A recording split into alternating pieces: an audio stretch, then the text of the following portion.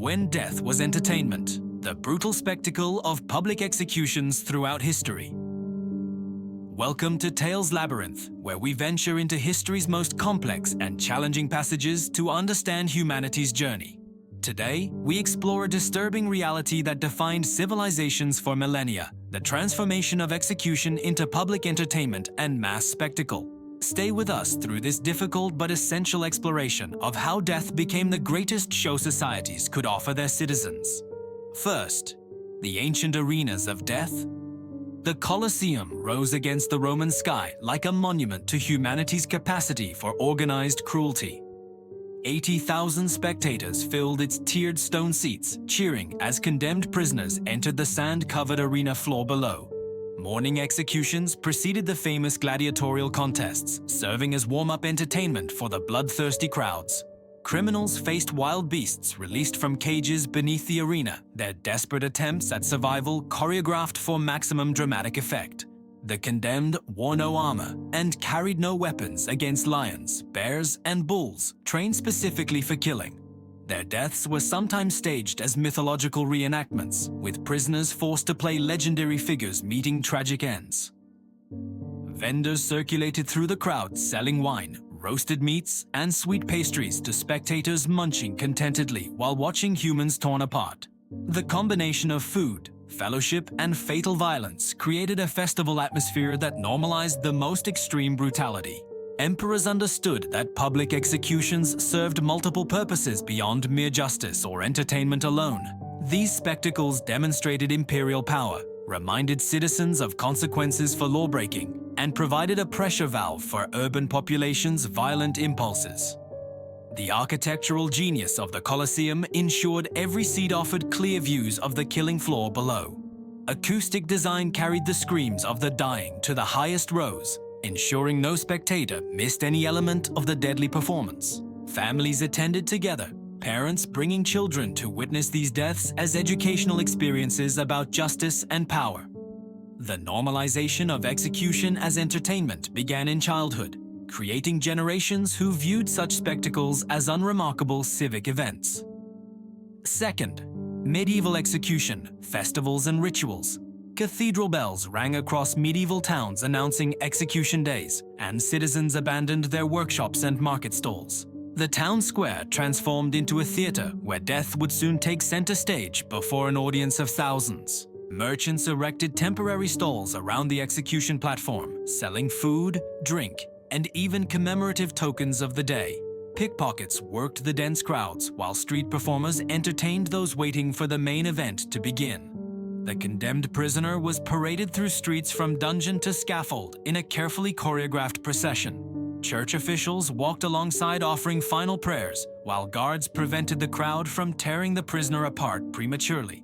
Scaffold construction itself became an art form with platforms built high enough for distant spectators to witness the death.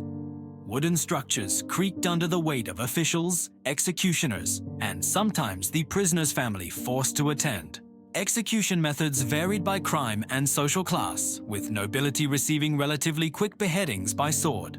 Common criminals faced hanging, burning, breaking on the wheel, or other prolonged deaths designed to maximize both suffering and spectacle. The executioner wore distinctive clothing, often a hood or mask that made him simultaneously anonymous and instantly recognizable. Despite performing a legal function, these men lived as social outcasts, their trade considered necessary but spiritually contaminating. Religious authorities blessed the proceedings, framing judicial killing as divine justice manifested through earthly institutions. Priests delivered sermons from the scaffold about sin and redemption, while the condemned stood with noose around neck or head on chopping block. Third, the architecture and theater of public death. Permanent execution grounds occupied prominent locations in city centers, visible reminders of justice's ultimate power over life. Stone platforms stood weathered and stained, silent witnesses to countless deaths performed upon their surfaces across generations. Gallows rose like skeletal monuments, their wooden beams replaced periodically as wood rotted from exposure to elements and human fluids. Iron gibbets held the decomposing bodies of executed criminals, left hanging as warnings that doubled as public entertainment. Amphitheaters in Roman territories served dual purposes, hosting entertainment and executions in the same blood-soaked sand. The architectural genius ensured sightlines from every seat, treating death with the same production values as theatrical performances. Medieval town squares were designed with execution platforms as permanent fixtures alongside market stalls and church steps. The juxtaposition of commerce, religion, and death revealed how thoroughly violence was woven into daily urban life. Burning posts stood in open areas where heretics and witches met their fate amid flames and smoke. These locations became pilgrimage sites where the morbidly curious collected ashes as souvenirs of famous executions. Some cities constructed permanent execution theaters with raised seating galleries surrounding central killing floors. These purpose-built facilities demonstrated how thoroughly societies had institutionalized death as scheduled public entertainment requiring proper venues. The proximity of execution sites to centers of power was deliberate, placing royal palaces or government buildings within view of where authority demonstrated its ultimate sanction. Architecture itself communicated that law and death walked hand in hand through city streets. Fourth, the crowds who came to watch. Thousands gathered hours before scheduled executions, claiming prime viewing positions near the scaffold or platform. Social hierarchies determined proximity, with wealthy citizens securing balcony views while commoners packed the square below in crushing density. Families treated execution days as festivals, packing picnic baskets and bringing children dressed in their finest clothes. The atmosphere resembled modern sporting events, with crowds displaying similar enthusiasm for witnessing the climactic moment of death. Spectators cheered or jeered the condemned based on the nature of their crimes and their behavior facing death. A dignified final speech earned respect, while begging or sobbing drew mockery from crowds who demanded entertainment alongside justice. Vendors profited enormously from execution days, selling everything from refreshments to printed broadsheets detailing the criminal's crimes and last words. Commemorative items turned executions into commercial opportunities and ensured the events lived on in popular memory. Women attended in numbers equal to men, their presence demonstrating that appetite for execution spectacle transcended gender boundaries.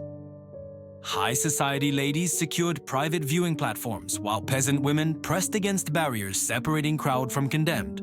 The collective psychology of crowds transformed individual observers into a single entity, feeding on shared bloodlust and excitement.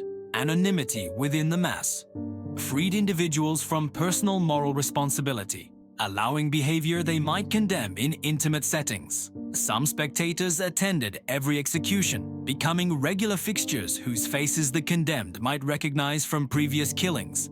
These execution enthusiasts treated the events like others followed theatrical companies or gladiatorial teams throughout the season. Fifth, the slow death of death as entertainment. Enlightenment philosophers began questioning whether public executions served justice or merely satisfied humanity's basest instincts toward cruelty. Treatises circulated arguing that civilized societies should not derive pleasure from watching fellow humans die regardless of their crimes. Reform movements emerged slowly across Europe, first moving executions from town squares to prison yards away from public view.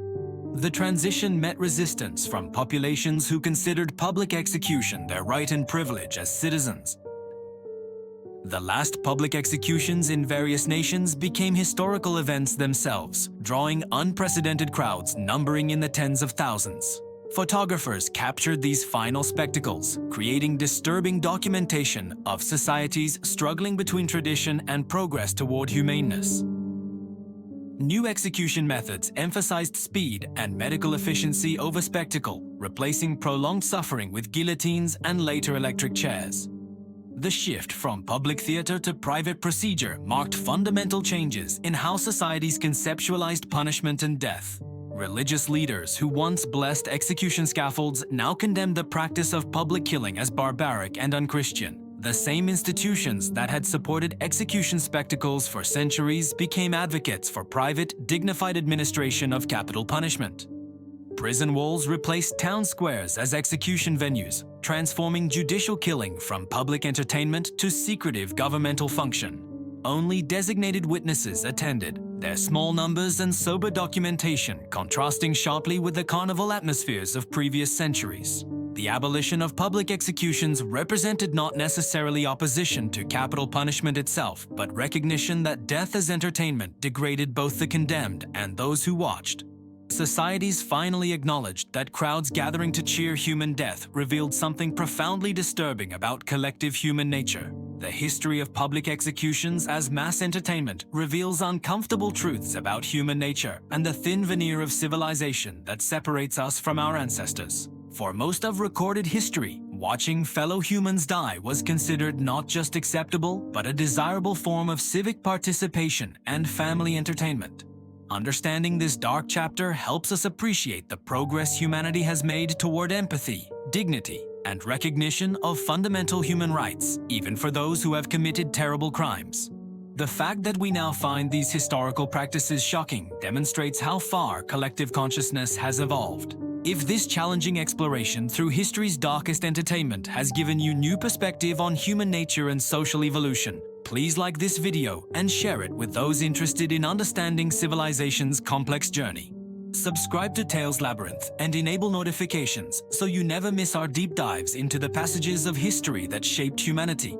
Comment below with your thoughts on what these historical practices reveal about society, justice, and human psychology.